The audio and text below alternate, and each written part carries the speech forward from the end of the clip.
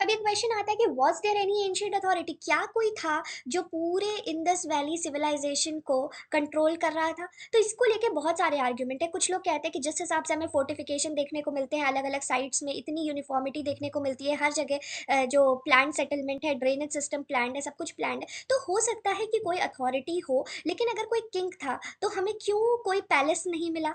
क्यों हमें कोई एलाबोरेट डिस्क्रिप्शन नहीं मिला? क्यों कोई हमें ऐसा सील नहीं मिला जो कि बहुत सारे नंबर में है? क्योंकि अगर राजा है तो वो ज़ाहिर सी बात है अपनी प्रजा को इंसिस्ट करेगा अपनी मूर्तियाँ बनवाने में, अपने स्टैचूज़ बनाने में, पर ऐसी कोई चीज़ें हमें हड़प्पा में देखने को नहीं मिली है। कुछ लोगों का मानना है कि यहाँ मल्टीपल किंग्स होंगे, मतलब हर एरिया का अपना किंग होगा और वो साथ में कोऑर्डिनेट कर रहे होंगे, ये भी हो सकता है। लेकिन इसका मतलब कि किंग का फंक्शन बहुत मिनिमल था, स्टेट को चलाना किंग का फंक्शन था, पर्टिकुलर साइट को कंट्रोल करना, क्योंकि किसी भी तरीके के ऐसे साक्ष्य नहीं मिले हैं जिसमें किंग को बहुत ज़्यादा इंपॉर्टेंस दी गई हो। और कुछ लोग कहते हैं कि ये जो पूरी हड़प्पन सिविलाइजेशन थी, इसको ग्रुप ऑफ ट्रेडर्स चला रहे थे, क्योंकि हमें काफ़ी ज़्यादा फोकस देखने को मिला है अपने ग्रेनरीज पे, ट्रेड पे सील्स हमने बात भी की थी। सबसे यूनिक आर्टिफैक्ट जो यहाँ पे मिला वो सील्स थे, हड़प्पन सील।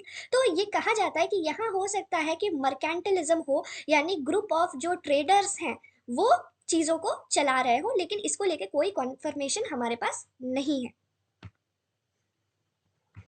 अब देख लेते हैं कि क्या कॉजेज़ थे कि इंडस वैली सिविलाइज़ेशन डिक्लाइन कर गया। तो इसको लेके भी बहुत सारे डिबेट्स और आर्ग्यूमेंट्स हैं, बहुत सारे रीज़न्स दिए हैं अलग-अलग स्कॉलर्स ने, लेकिन कोई एक कन्फर्म रीज़न हमें अभी तक पता नहीं चला है। कुछ लोग कहते हैं कि क्लाइमेट चेंज हो गया होगा, इतनी ट्रेडिंग एक्टिविटी हो रही होगी, इतना डेवलपमेंट होगा, आपने देखा कितना मास मोबिलाइज़ेशन था लेबर का, तो हो सकता है कि वहाँ एरिडिटी होना स्टार्ट हो गया हो, इसीलिए लोग वहाँ से क्या करने लगे हों, माइग्रेट करने लगे हों in search of better climate.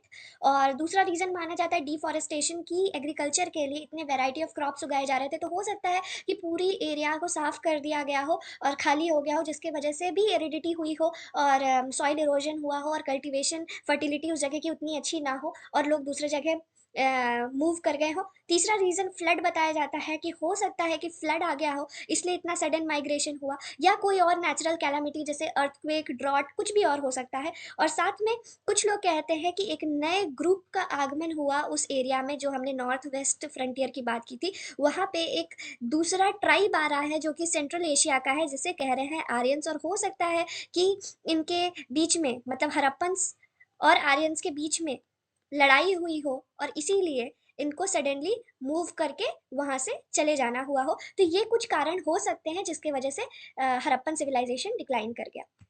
इस बॉक्स में आप पढ़ सकते हैं, इसमें अलग-अलग जो आर्कियोलॉजिस्ट हैं उन्होंने अपना व्यू बताया है आर्यन इन्वेजन को लेके, तो इसको आप ध्यान से पढ़ लीजिएगा, इससे क्वेश्चन पूछे जा सकते हैं, ये काफ़ी इंपॉर्टेंट है। तो इसमें आप देख सकते हैं जॉन मार्शल ने कहा है, और आर.एम. व्हीलर, मॉर्टिमर व्हीलर, फिर जी.एफ. डेल्स, इसमें सबके कुछ-कुछ एक्सर्प्ट हैं उनकी राइटिंग से, तो इसको आप एक बार पढ़ लीजिएगा, फिर आपको क्लियर हो जाएगा कि आर्यन इन्वेजन क्या था, और बाकी नहीं तो हम आगे वाले चैप्टर में इस टॉपिक पे पढ़ने ही वाले हैं।